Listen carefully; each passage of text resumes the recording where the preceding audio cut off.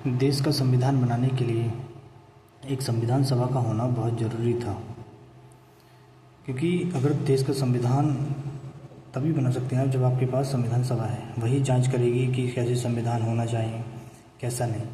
तो इसके लिए हमारे देश में संविधान सभा को बनाने के लिए बहुत सारी मांगें की गई, जिसमें सबसे पहली मांग, क्योंकि ये संविधान सभा एक दिन में नहीं बन गई थी, इस संविधान सभा को बनाने के लिए बहुत सारी मांगें की गई थी। इसकी सबसे पहली मांग बाल गंगाधर तिलक द्वारा की गई थी, जिन्होंने वर्ष 1895 में इसे किया था अपने स्वराज विधेयक में। ये तो बाल गंगाधर द्वारा एक अनौपचारिक मांग थी, अनौपचारिक मांग, जिसे हम अप्रत्यक्ष मांग भी कहते हैं। ये कोई लिखित रूप में नहीं थी, जिस तरीके से ब्रिटिश संसद के सामने हम ब्रिटिशर्स के सामने हम मांग रहे हैं। और इसके बाद क्या होता है, 1906 में स्वराज शब्द का पहली बार प्रयोग किया जाता है। स्वराज शब्द का आधिकारिक प्रयोग किया जाता है। किसके आधिकारिक प्रयोग किया जाता है? ये प्रयोग दादा भाई नौरोजी द्वारा किया जाता है। नौरोजी।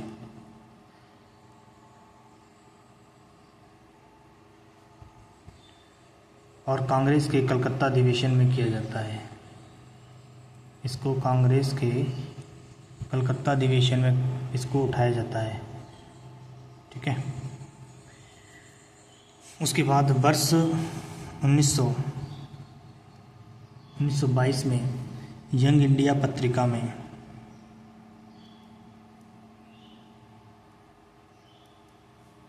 पत्रिका में गांधी जी कहते हैं, गांधी जी ने कहा था कि भारतीयों का संविधान भारतीयों की इच्छा के अनुसार बने। भारतीयों का संविधान जो है वो भारतीयों की इच्छा के अनुसार बने। फिर इसको आधिकारिक रूप से यानी औपचारिक रूप से इसकी मांग जो की जाती है, इसका जो प्रस्ताव दिया जाता है वो एम एन रॉय द्वारा दिया जाता है। औपचारिक मांग का प्रस्ताव एम एन रॉय द्वारा किया जाता है। एम एन रॉय वर्ष 1934 में इसको व्यक्तिगत विचार रखा जाता है, लेकिन कांग्रेस के द्वारा इसे वर्ष 1935 में ब्रिटिशर्स के सम्मुख रखा जाता है, लेकिन मांग 1934 में एम एन रॉय द्वारा की जाती है। लेकिन इस मांग को एकदम से स्वीकार नहीं किया जाता है। जब कांग्रेस अपनी मांग रखती है औपचारिक रूप से, तो औपचारिक मतलब एक तरीके से पूरे लिखित रूप में, ठीक है, मांग को प्रस्तुत करना। तो औपचारिक रूप से जब प्रस्तुत करती है उसे तुरंत स्वीकार नहीं किया जाता है। इस 1934 की मांग को स्वीकार किया जाता है, यानी कांग्रेस ने इसे मांग को प्रस्तुत किया 1935 में। लेकिन अगर क्वेश्चन ये पूछा जाता है कि कब इसे मांग को प्रस्तुत किया गया औपचारिक मांग, तो आप 1934 लगाएंगे। ठीक है। तो इस 1934 की मांग को स्वीकार जो किया जाता है वो 1940 में किया जाता है। 1940 में अगस्त प्रस्ताव में ब्रिटिशर्स के द्वारा इसे स्वीकार किया जाता है। अगस्त प्रस्ताव में इसे स्वीकार कर लिया गया कि आपकी संविधान सभा बना सकते हैं। लेकिन संविधान सभा का गठन जो हुआ, स्वीकार तो 1940 में कर लिया गया, लेकिन बनते बनते टाइम कब कितना आगे बढ़ गया। वर्ष 1946 में 6 दिसंबर को हमारी संविधान सभा का गठन होता है। किस योजना के तहत? योजना का नाम था कैबिनेट मिशन। कैबिनेट मिशन के तहत हमारी संविधान सभा का गठन होता है। तो आप देख रहे हैं कहाँ से शुरुआत हुई थी और कहाँ जा कर के हमारी संविधान सभा का गठन हुआ। जब हमारी संविधान सभा का गठन हो गया तो इसमें जो कुल सदस्य थे, वो टोटल 389 थे। 389 सदस्य थे। इन 389 सदस्यों में 292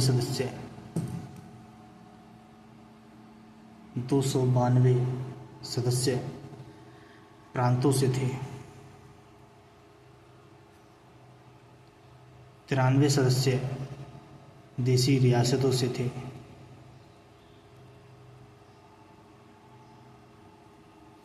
और 4 सदस्य कमिश्नरी क्षेत्र से थे।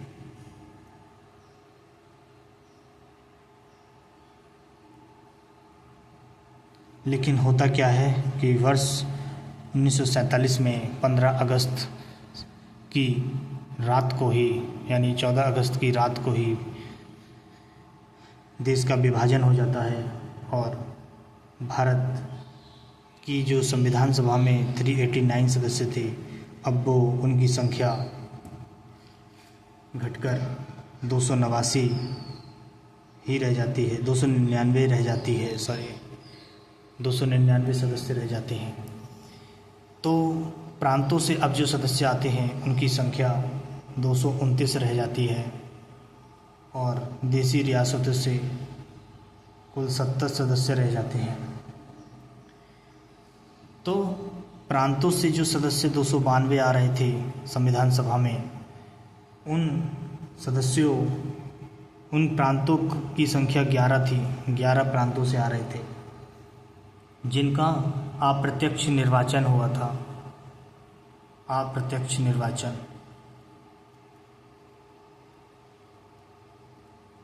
और कमिश्नरी क्षेत्र का भी अप्रत्यक्ष निर्वाचन था।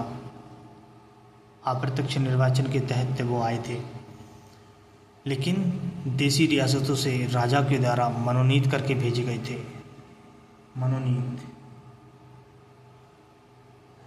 तो इस आधार पे हमारी संविधान सभा को कहा जाता है कि हमारी संविधान सभा आधी यानी आंशिक रूप से निर्वाचित थी और आंशिक रूप से मनोनीत। तो ये स्टेटमेंट बिल्कुल करेक्ट हो जाता है।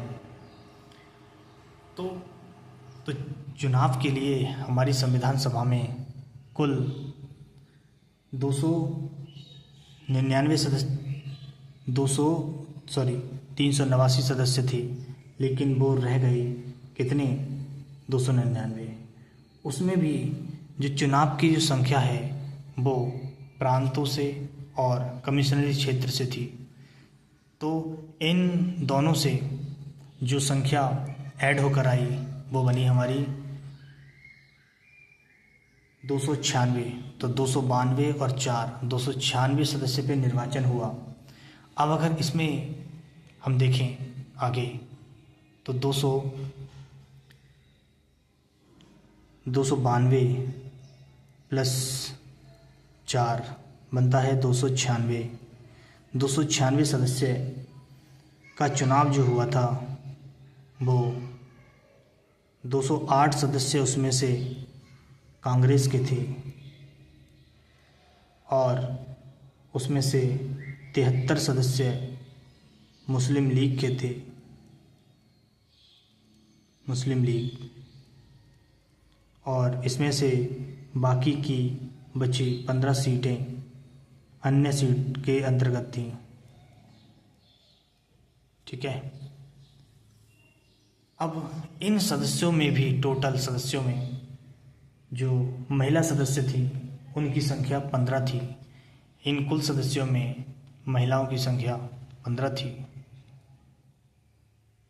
महिलाओं की संख्या 15 थी। इन 15 महिलाओं में उनके नाम आप सुन लीजिए: विजय लक्ष्मी पंडित, राजकुमारी अमृत कौर, सरोजिनी नायडू, सुचेता कृपलानी, पूर्णिमा बनर्जी, लीला रॉय, जी दुर्गाबाई, हंसा मेहता, कमला चौधरी, रेणुका रॉय, मालती चौधरी, दक्षयानी वेलायुधन, बेगम एजाज रसूल, एनी मस्करीनी, ठीक है, और अंपु स्वामीनाथन। तो इन सदस्यों में आपको केवल तीन महत्वपूर्ण महिलाओं के नाम याद रखने हैं, ठीक है। 3 महिलाएं महत्वपूर्ण हैं, उनको आपको याद रखना है। तो पहली महिला जिनको आपको याद रखना है वो है विजयलक्ष्मी पंडित। इन विजयलक्ष्मी पंडित को क्यों हमें याद रखना है सॉरी, क्योंकि ये स्वतंत्र भारत की यानी पहली संयुक्त राष्ट्र की महासभा की महिला अध्यक्ष बनी थी। संयुक्त राष्ट्र महासभा की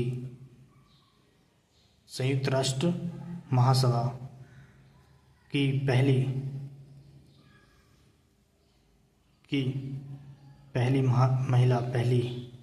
महिला अध्यक्ष बनी थी, वो भी भारत से, ठीक है।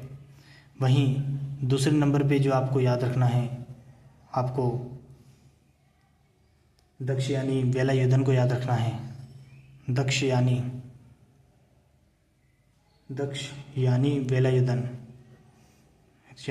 वेलायुधन, इनको क्यों याद रखना है आपको? क्योंकि ये एकमात्र दलित महिला थी, संविधान सभा में दलित महिला थी। और तीसरी आपको याद रखनी है बेगम एजाज रसूल। इनको क्यों याद रखना है? क्योंकि ये एकमात्र मुस्लिम महिला थी। तो यहाँ से कभी कभी प्रश्न पूछ लेता है कि कौन एकमात्र मुस्लिम महिला थी, तो कहेंगे बेगम एजाज रसूल। कौन एकमात्र दलित महिला थी, तो दक्षयानी वेलायुधन। और संयुक्त राष्ट्र की पहली महिला अध्यक्ष जो संविधान सभा की भी सदस्य थी, वो विजयलक्ष्मी पंडित थी, ठीक है। अब इसके आगे देखिए, तो संविधान सभा की महिला सदस्यों में आपने देखा। अब इसमें संविधान सभा जब बन गई तो उसकी बैठक हुई। तो संविधान सभा की 3 मुख्य बैठक हुई, जिनमें आपको ध्यान रखना है संविधान सभा की बैठकें। तो पहली बैठक संविधान सभा की 9 दिसंबर 1946 को हुई थी।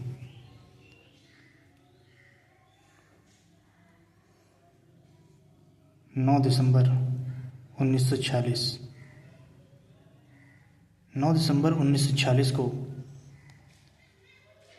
और दूसरी बैठक 11 दिसंबर 1946 को। और संविधान सभा की तीसरी बैठक 13 दिसंबर 1946 को हुई। तो संविधान सभा की पहली बैठक में मुस्लिम लीग ने इसका बहिष्कार किया था, यानी मुस्लिम लीग ने संविधान सभा में की पहली बैठक में भाग नहीं लिया, ठीक है। ये पहली बैठक थी, ये दूसरी और ये तीसरी। तो जब संविधान सभा की पहली बैठक में भाग नहीं लिया, तो उसी समय रियासत के जो प्रतिनिधि थे लगभग 93, उन्होंने भी भाग नहीं लिया था, रियासत के प्रतिनिधि ने। इसी समय 9 दिसंबर 1946 को संविधान सभा में अध्यक्ष की नियुक्ति हुई। तो अस्थायी अध्यक्ष बनाए गए डॉक्टर सच्चिदानंद सिन्हा।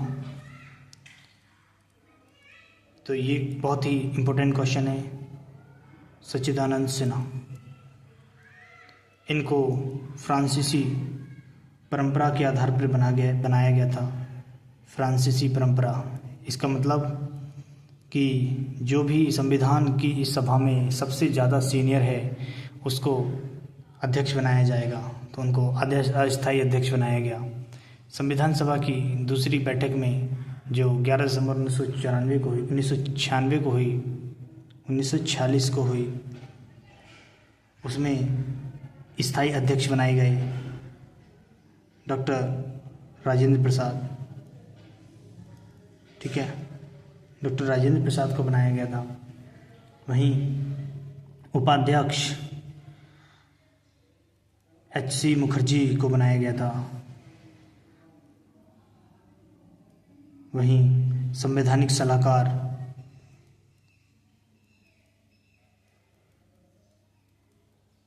BN राव जी को बनाया गया था, BN राव को। ठीक है, अब 13 दिसंबर में नेहरू जी उद्देश्य प्रस्ताव प्रस्तुत करते हैं।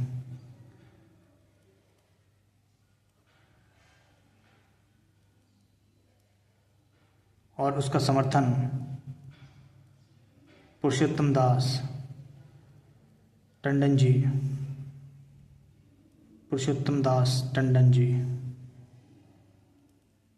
पुरुषोत्तम दास टंडन ने किया था। और इसको स्वीकार यानी उद्देश्य प्रस्ताव को स्वीकार किया गया था 22 जनवरी 1947 को।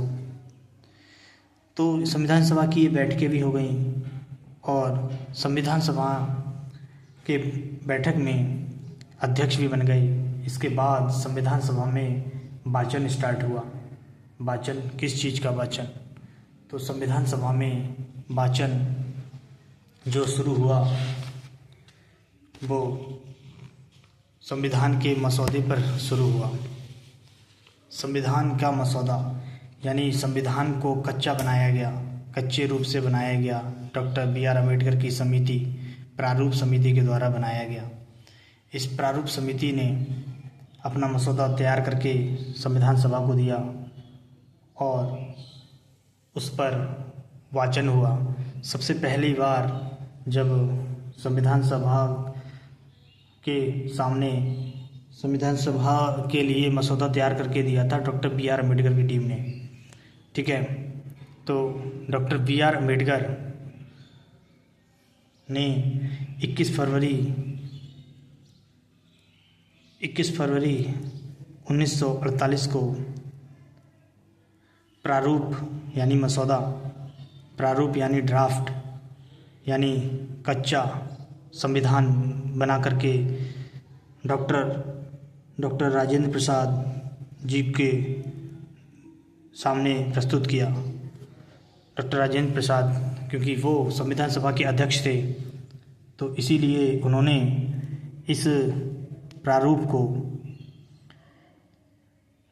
न्यूज़पेपर में छपवाया और सभी समिति के जो भी सदस्य थे उनके सामने और जनता के सामने, वकील नेताओं के सामने उसे प्रस्तुत किया गया और सबने अपने सुझाव संविधान सभा के सामने दिए कि उसमें ये संशोधन किए जा सकते हैं।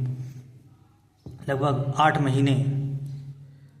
महीने का समय लगा। इस पर चर्चा हुई पूरे देश में और इसे 1948 में संशोधित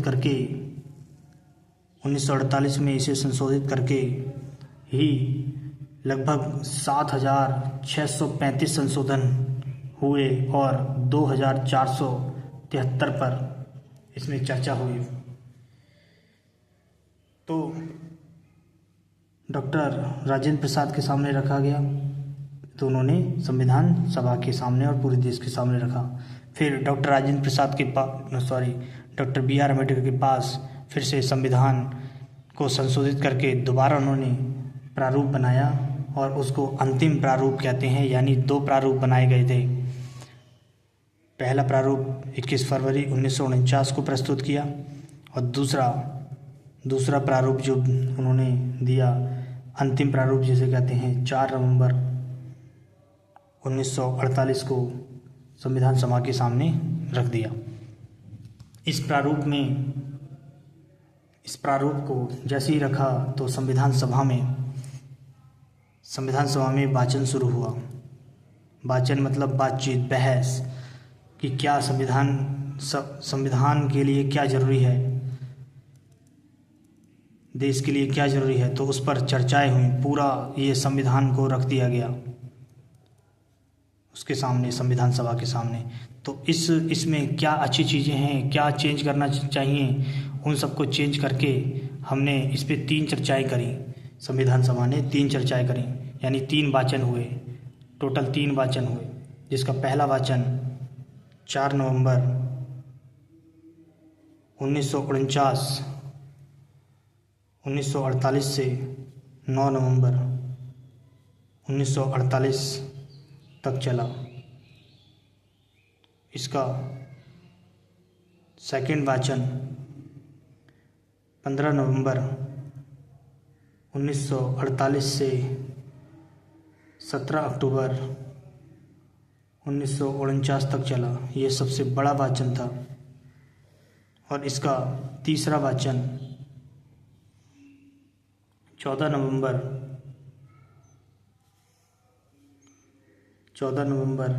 1949 से 26 नवंबर 1949 तक चला। और इसी दिन 26 नवंबर 1949 के दिन संविधान सभा को अंगीकृत कर लिया गया था।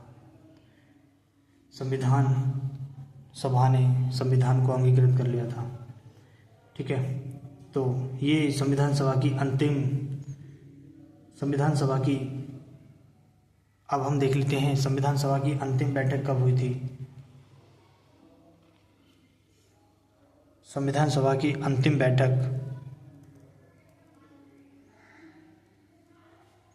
24 जनवरी 1950 को हुई थी। इस पर 284 लोगों ने हस्ताक्षर किए थे और संविधान को अपनाया था। संविधान सभा का मसौदा तैयार करने में कुल जो समय लगा था वो 2 वर्ष 11 माह और 18 दिन लगे। ठीक है, और इसके कुल खर्च जो आया था बनाने में वो 63,96,729 रुपये आए थे। वहीं इसकी जो मूल प्रति बनाई गई थी संविधान की, वो हिंदी और अंग्रेजी में बनाई गई थी। हिंदी व अंग्रेजी, पहले लिखा गया था अंग्रेजी में, फिर उसको कॉपी किया गया हिंदी में, और एक कॉपी और बनाई गई थी जो प्रिंटेड थी। ठीक है, तो 3 थी एक तरीके से। तो इसके कुल जो सत्र हुए थे संविधान सभा के वो 11 हुए थे। अब जब ये सब संविधान बन गया, हमारा देश भी आज़ाद हो गया, तो उसके बाद हमारे देश में, तो अब हम देख लेते हैं, तो संविधान सभा ने बहुत सारे कार्य भी किए थे। संविधान सभा के कार्य, इसके अलावा और संविधान सभा ने संविधान बनाया, इसके अलावा और क्या क्या कार्य किए थे। तो संविधान सभा ने 22 जुलाई 1947 को राष्ट्रीय ध्वज को अपनाया था। राष्ट्रीय ध्वज। वहीं 1949 को राष्ट्रमंडल में भारत की सदस्यता ली। राष्ट्रमंडल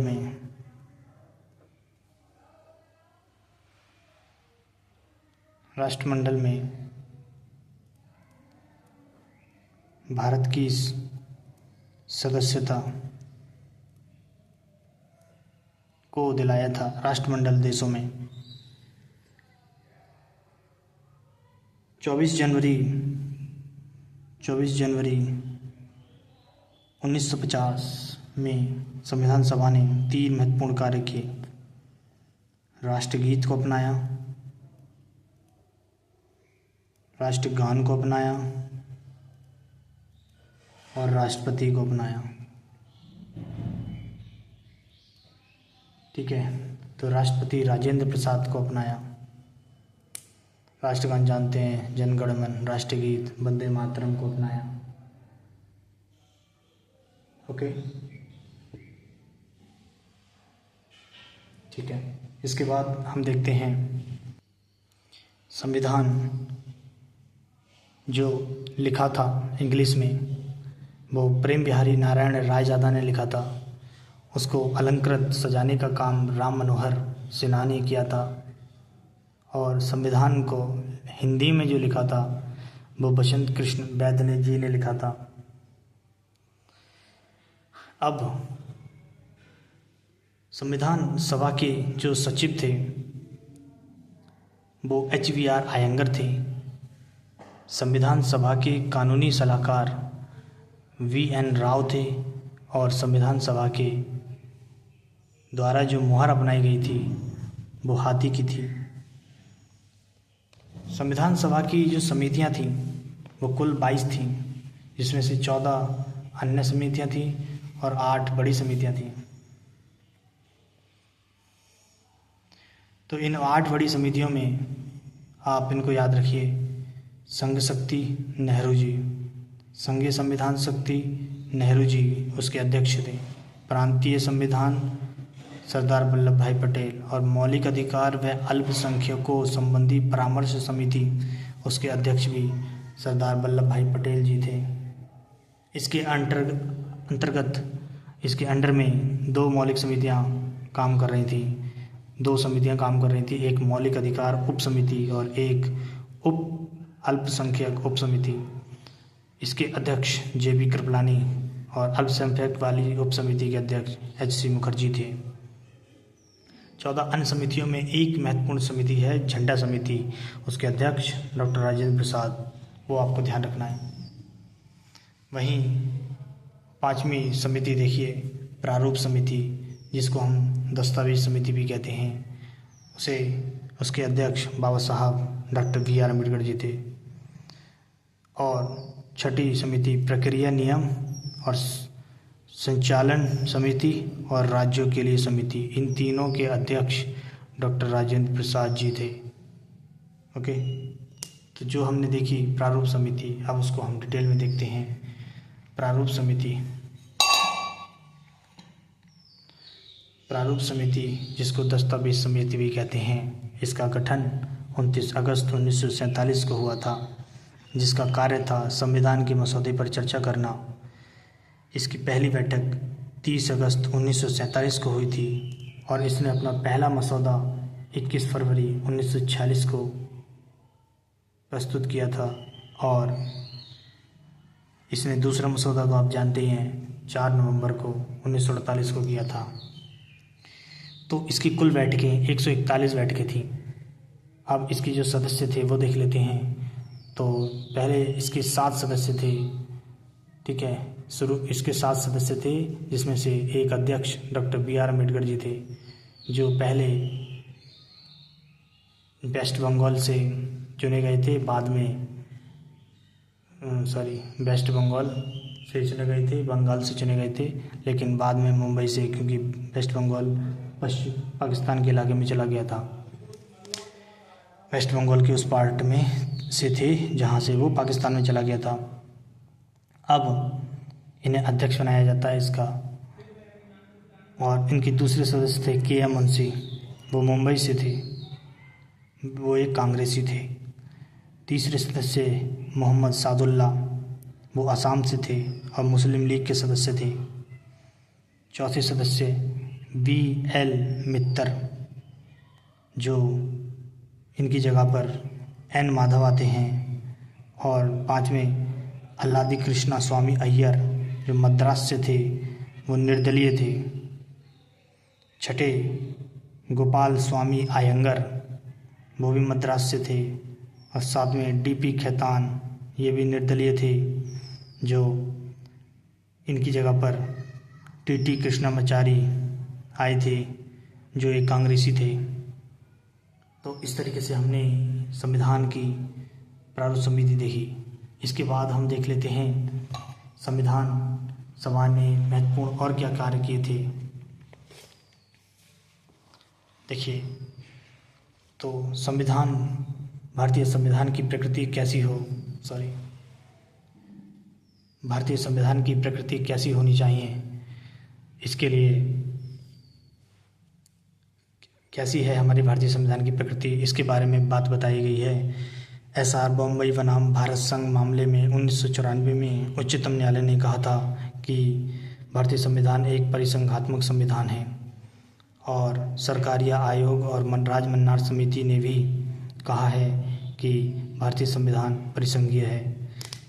तो संविधान सभा ने कुछ महत्वपूर्ण टिप्पणी की हैं, जो देख लेते हैं। संविधान सभा पर महत्वपूर्ण टिप्पणी। संविधान सभा कांग्रेस थी और कांग्रेस ही भारत था, ऐसा कहा है ग्रैनविल ऑस्टिन ने, जो एक ब्रिटिश इतिहासकार था। संविधान सभा एक जाति की संस्था थी, यह हिंदुओं की एक संस्था थी, यह कहा था विस्काउट साइमन ने, जो ब्रिटिश राजनेता था। संविधान भारत के केवल एक बड़े समुदाय का प्रतिनिधित्व करती है, यह कहा था विंस्टन चर्चिल ने।